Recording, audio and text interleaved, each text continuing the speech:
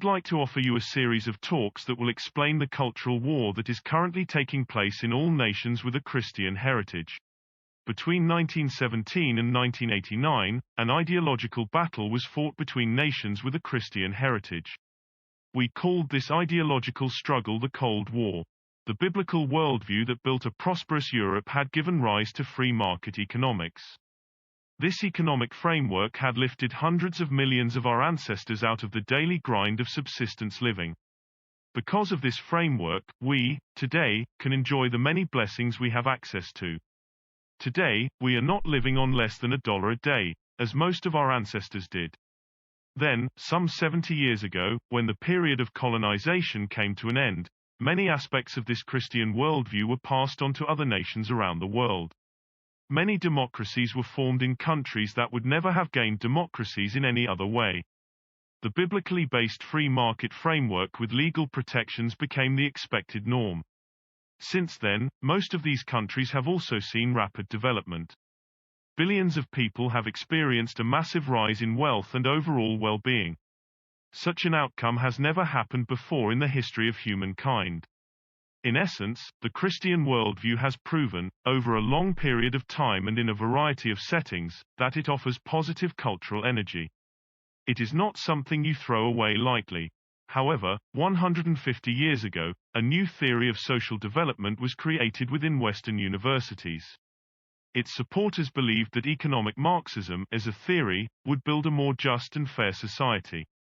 Eventually, after a revolution, this theory of economics was applied in the USSR. It was also applied in East Europe, China, Cambodia, Vietnam, and Laos. The ideological battle over which theory offered the best hope for our nations almost led to a nuclear war. However, by 1989, it was evident that state-controlled economic Marxism could not generate the energy that was needed to build a flourishing society. It could only offer citizens economic stagnation and oppression. Hence, the USSR collapsed and entered into a form of free market trading. Since then, rapid economic development has occurred. The same has happened in all the nations that once succumbed to the deceptive hopes of Marx's theory. However, since then, in Western nations, new ideas based on Marx's theories have been developed and applied to various social issues. Once again, political activists tell us that these new ideas will create a fairer and more caring society. However, once again, these ideas are very different from the ideas that are inherent in the biblical worldview. Hence, today, an ideological struggle is taking place in all nations with a Christian heritage. Those who push forward with Marx's ideas are seeking to create a new religion or faith. We can call it a faith, for the believers of this new worldview have a belief that if various political ideas are put into the law books, then our nations can look forward to a brighter future. The name of this new faith is progressivism or globalism. Because this new worldview has its roots in Marxism, it is often called cultural Marxism.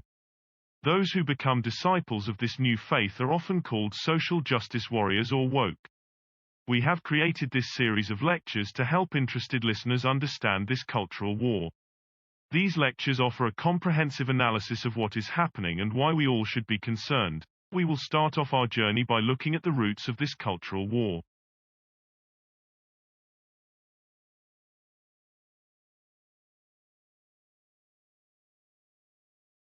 For the sake of providing clarity, it's helpful if we take a brief look at the political strategy that the progressives are using to bring about the decline of the West.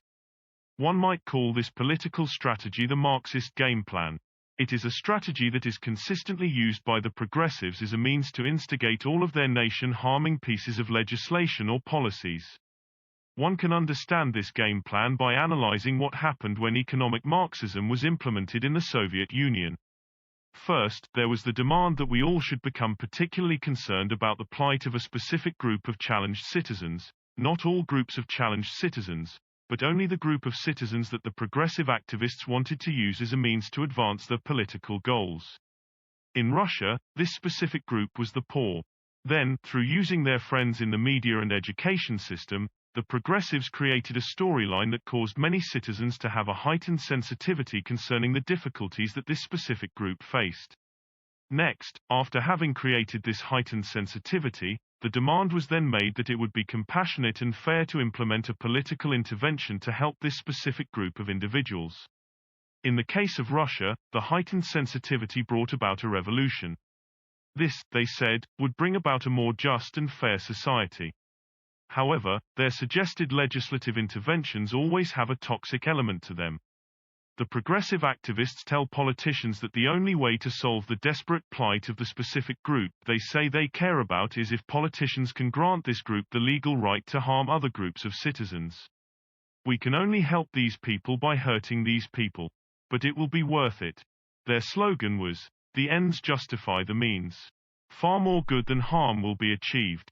Hence, in the USSR, tens of millions were murdered in the name of compassion and fairness. And millions ended up living and dying in soul-crushing gulags. Almost all entrepreneurs who had good ideas could never implement them. The average citizen worked in a boring job, typically seeing no improvement in their work environment over the course of their working life. The economy became almost stagnant. Many men turned to alcoholism as a result. And most people lived just above the poverty line. Meanwhile, the Marxist leaders became the new, ruling oligarchs.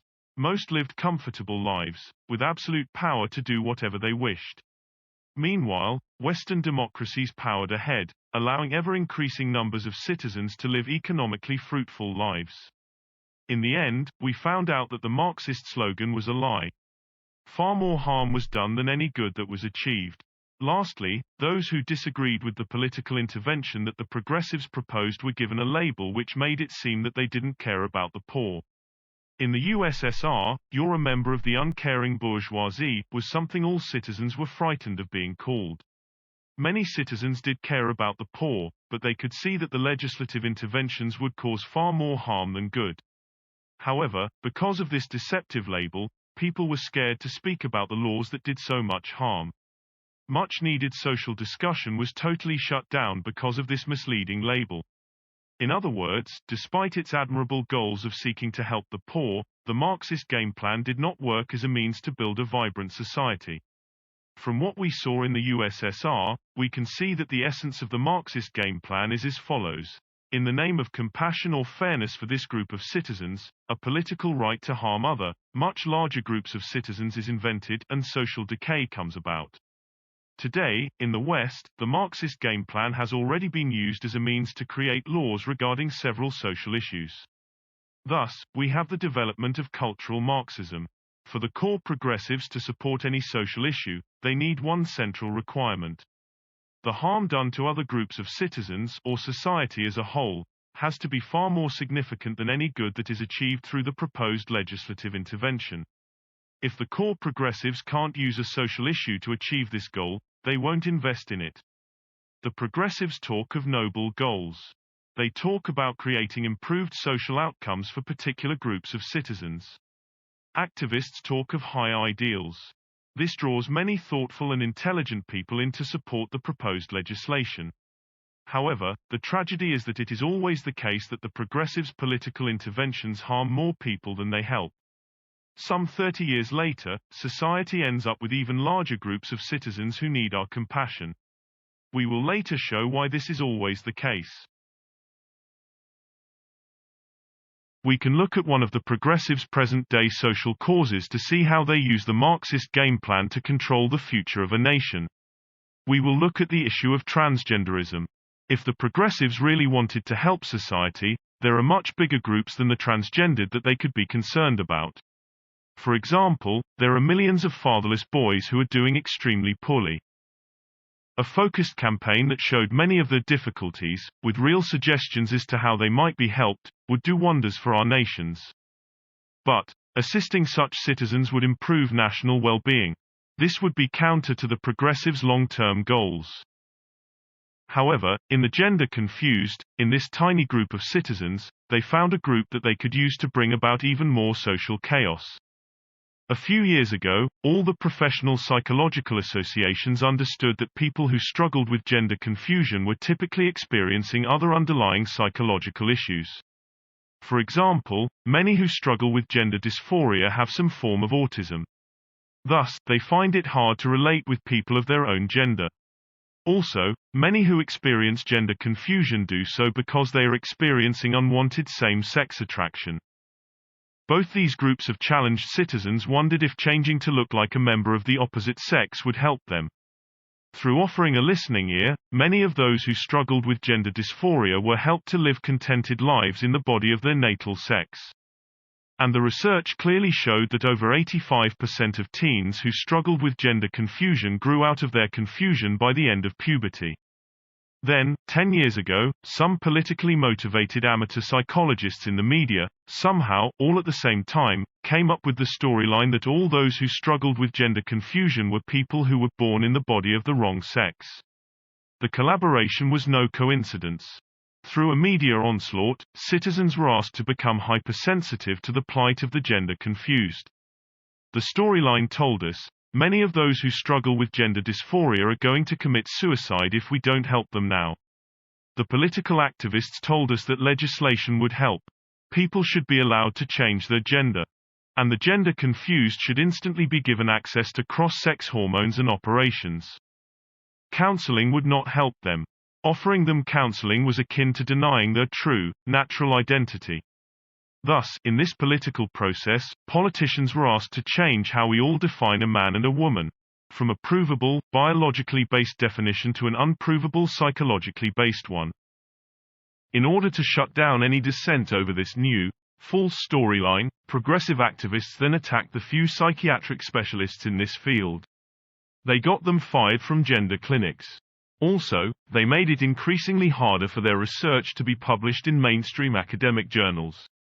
Thus, even though it is a lie, with only one story being told, the born in the body of the wrong sex storyline has increasingly become part of the social fabric.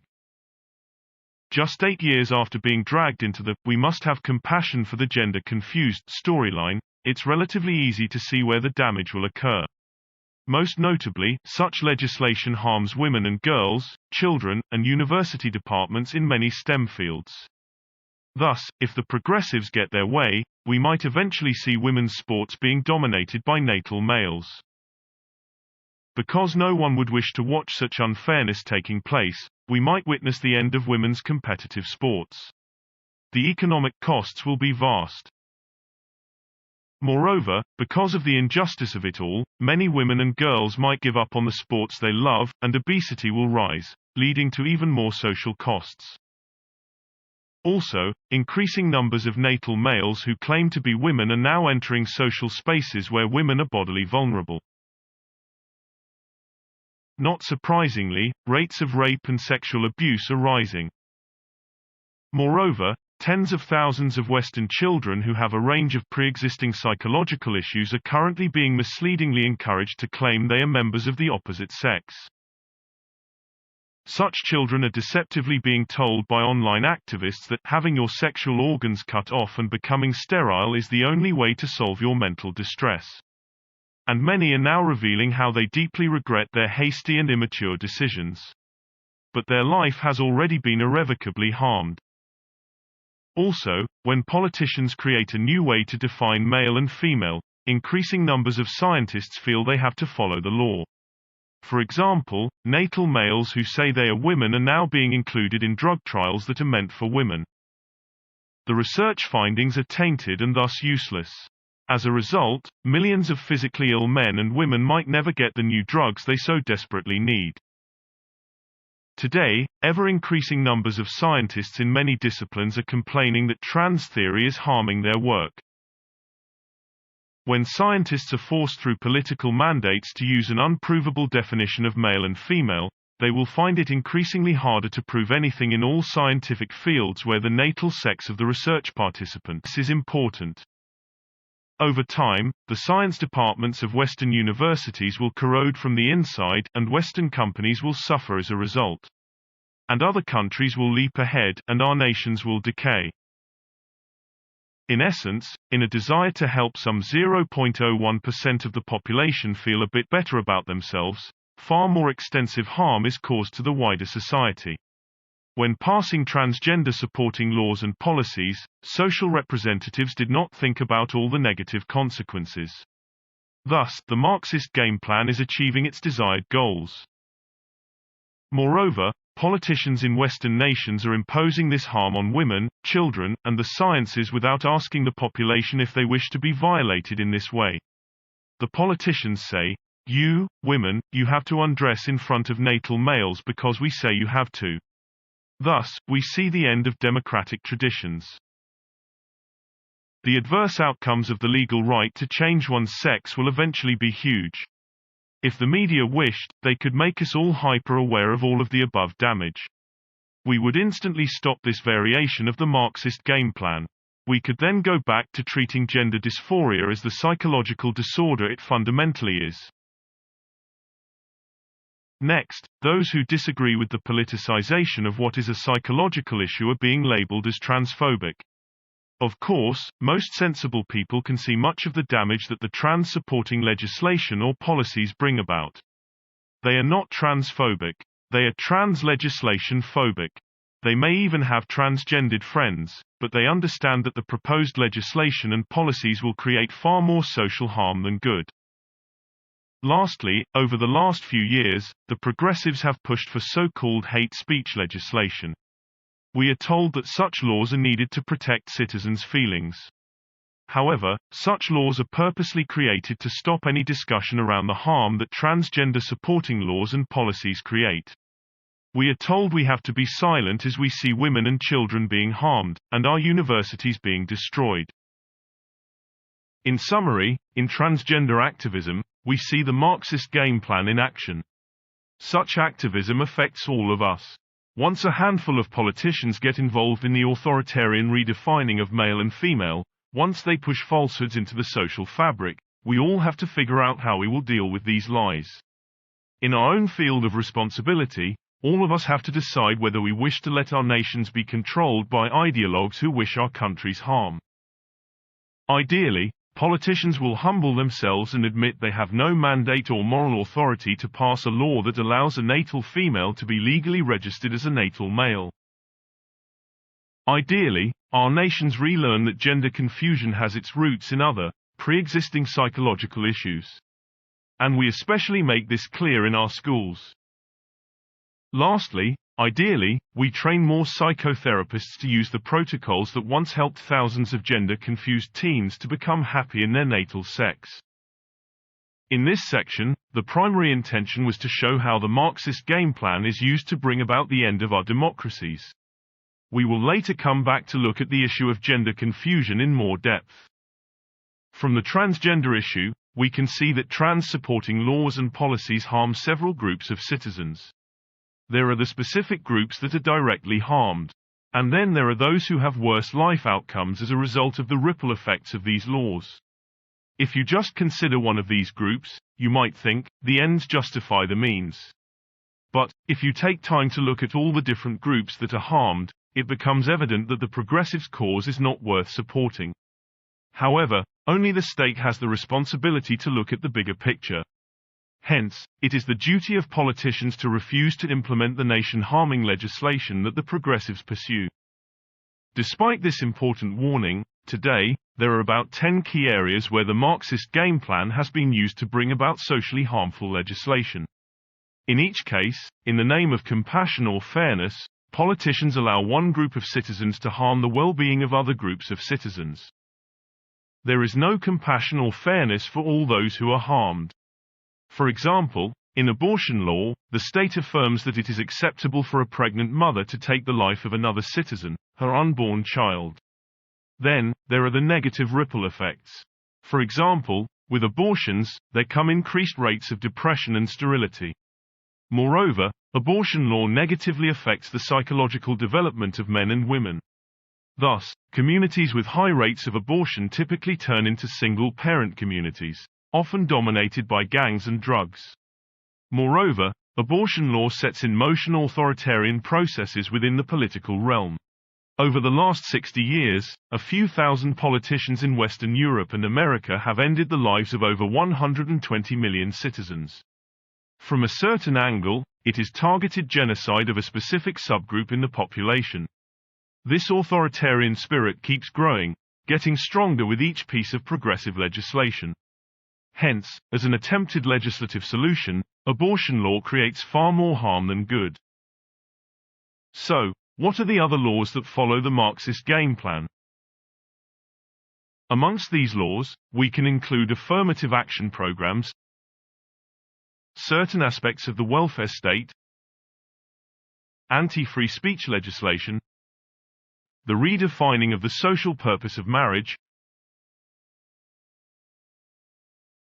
poorly formulated no-fault divorce law, the overly fast push for renewable energy, and more.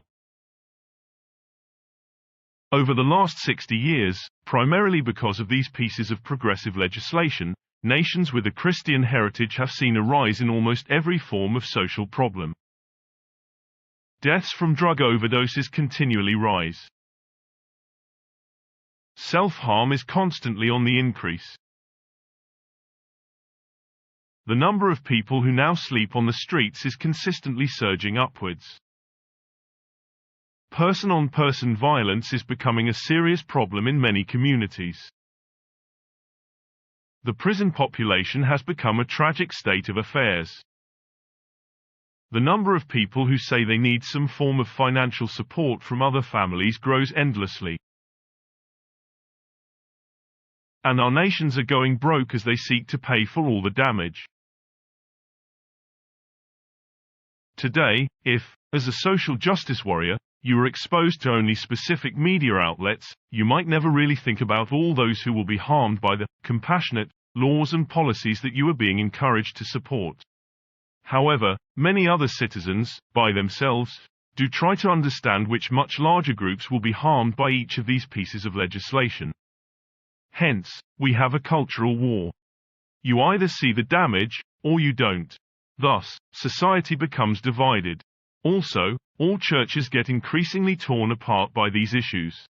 And every time the politicians pass another piece of progressive-inspired legislation, the cultural war becomes increasingly intense. Moreover, the politicians themselves create the foundation for an authoritarian, decaying Marxist state.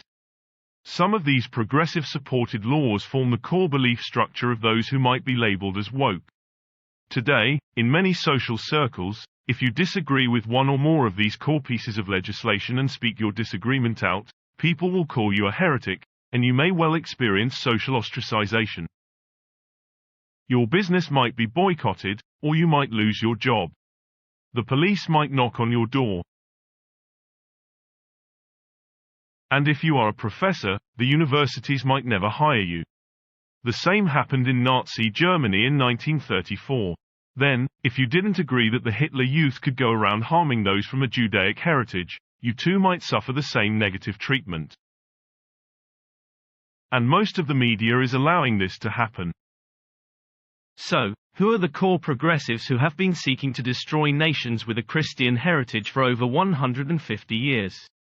They are mainly people that benefit financially from the human suffering that is brought about through the various manifestations of the Marxist game plan. They include some investment bankers who make billions of dollars from the purposeful creation of massive national debts. Any social harm they can bring about will be good for business. It's important to note that certain industries are part of the circle of core progressives who push forward with these Marxist-inspired laws. For example, abortion clinics make billions from the killing of children. IVF and surrogacy companies are now making vast sums from the redefining of the social purpose of marriage. And doctors, drug companies, and gender clinics will make billions from the teens who are manipulated into believing that their life will be better if they sterilize themselves. If you ask yourself, would I have liked my mother to have aborted me? You will probably say no. Or, would I have liked to have made a mistake and had myself sterilized before I was even 18? Again, you would probably say no. Also, would I like my mother to have sold me to two men? Again, you probably would say no. Today, websites exist where IVF and surrogate children tell us of the immense emotional turmoil they go through because they were sold as commodities even before they were born. Because you were a child, you might hope that adults and society would protect you from such harm. However, these companies benefit financially by trampling over the natural desires and the well-being of children. Like many other companies, progressive industries invest in university departments as a means to help increase their profits. However, the social science departments are dominated by professors who have Marxist sympathies. Thus, these departments use the Marxist game plan to help these industries increase their profits. Without these deceptive we must have compassion Marxist storylines, we would not be brutally ending the lives of 1/5 of our population, or sterilizing tens of thousands of psychologically challenged children, or buying and selling tens of thousands of children against their natural will and desire. None of these behaviors shows compassion for the children involved. The goal is increased profits, with no care for the wider social damage that these deceptive storylines create. Of course, the university departments benefit financially too. The more society accepts the deceptive Marxist storylines, the more our nations need graduates of the social sciences and other professions. Also, we need more social workers and other professionals to try to fix the damage caused by the various versions of the Marxist game plan. Thus, industries join together with political activism to create large profits and social decline. Moreover, the industries of the core progressives provide political donations to politicians, who then create the laws and policies that increase the revenues of these companies. Also, such companies and other core progressives fund organizations that solely exist to attack anyone who wishes to protect the children who do not wish to be killed, or bought or sold, or mistakenly sterilized. These organizations will abuse anyone who wishes to reduce the profits of the progressive industrial complex. Sadly, once the political realm has been sucked into supporting the various manifestations of the Marxist game plan, almost all other social institutions cannot help but become an extension of the progressives' goals. Thus, we see the rise of the departments of diversity, equity, and inclusivity. Of course, these departments are not about true diversity and inclusivity. For example, in their job application processes, the primary goal has become focused on hiring people who support the progressive pieces of legislation. If you disagree, if you see the vast amount of damage that these laws create, you are not to be included or tolerated. Thus, the title of these departments is deceptive. In reality, they are departments of conformity, unfairness, and intolerance. Today, in most social organizations, these departments now become the indoctrination specialists, the re-education centers, and the secret police. Through these departments, a handful of political activists now control massive organizations from within, just as the Communist Party members controlled all organizations in the USSR. Professors, staff, and leaders all live in fear of saying something that will be seen to be politically incorrect. This happens even if such activism undermines and harms the organization itself. Additionally, what is actually happening in our schools? Today, almost all Western schools have notice boards that ask the children to develop empathy for those groups of citizens that the progressives say they support. However, the children are not asked to develop compassion for the much larger number of citizens who are harmed through the legislation. Today, due to the "we must have compassion" storyline, many schools teach very young children about sex, encourage them to experiment with same-sex sexuality, and give them ideas about growing up as a different gender. In such endeavors, the education system becomes the marketing department for those industries that make billions from the harming of our nations. Moreover, the progressive industries fund various organizations that influence unelected representatives at the UN. The desire for wealth is dressed up in the political language of human rights and tolerance. But, as with all progressive causes, they wish for all countries to pass laws that allow some groups of citizens to harm a far greater number of citizens. The progressive industrial complex wants to make money in every country. It does not care if it causes all nations to become decaying Marxist states. It does not care that it is causing a cultural war that divides and weakens nations. They just want to make their billions. As Marxist-inspired pieces of legislation enter into the social fabric, massive social damage occurs. To pay for all the damage, taxes have to rise, and even conservatives are dragged into becoming high-tax socialists, and thus, we move towards the authoritarian socialist state that the Marxist professors always dream about. They will teach that capitalism is a broken economic system. They teach that people are struggling because of systemic racism or inequality amongst the sexes. They will not teach that the social decay is primarily due to the toxic pieces of legislation that they have designed and promoted in all Western nations. In summary, around a dozen progressive laws create extensive social harm. For example, the redefining of the social purpose of marriage creates increased risks for at least 4 different groups of children. These increased risks cause wide-ranging harm to the well-being of a considerable percentage of children. And this harm doesn't include the negative ripple effects of the legislation, which are profound and extensive. Social decline is inevitable. We will look at these different groups later. Thus, today, the progressives' industrial complex controls the destiny of Western nations. They do this in a surprisingly simple way, through the use of a few deceptive terms that the progressive media endlessly repeat.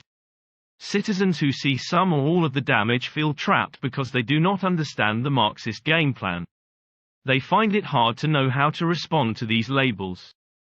They struggle to say I do care about the minorities that the progressives say they support. However, the proposed legislation creates far more social harm than good. We cannot create a healthier tomorrow by harming the well-being of even more groups of citizens. If sovereign citizens do not know how to respond correctly to these deceptive terms, we will not be free to build a new, flourishing future. We will always be held back by these nation-harming laws. As sovereign citizens, we all have a responsibility to ensure that we leave this world better than we found it. As citizens, we need to relearn that we do not create a flourishing society by passing legislation that allows various minorities to go around harming the well-being of other, much larger groups of citizens. However, when it comes to fighting and winning this war, there is a fundamental problem. The progressives are united around a group of laws. The opposition is not united. Some people may oppose transgender policies, but they support abortion law. Others may see the damage that is being caused by certain pieces of social welfare legislation, but they support the limiting of free speech. Thus, the opposition is divided. And in being divided, the opposition is losing. One way to unite freedom-loving citizens is for us all to understand which laws follow the Marxist game plan. Hence, we will look more deeply at each of these laws later. However, first, it is important to understand something about the biblical worldview that once brought about continual improvement in nations with a Christian heritage. In our Marxist-soaked nations, many of us have never been taught this frame of reference. One doesn't have to be religious to understand and agree with the usefulness of this tried and tested value system. However, for us to win this cultural war, it's important that we have a common understanding of a worldview that does have the power to bring about positive social change.